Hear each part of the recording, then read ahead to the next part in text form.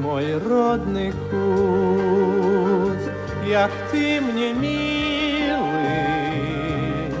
забыть тебе не маю силы. Не раз утомлены дорогой, життем весны моей убогой. Тебе я у думках залятаю, и там душою спочиваю, и там душою спочиваю.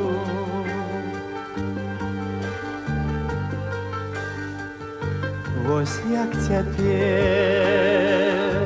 перадо мною стае куточак той прыгожа, крынічкі вузенькае ложа, і елка ў пары з хвойною.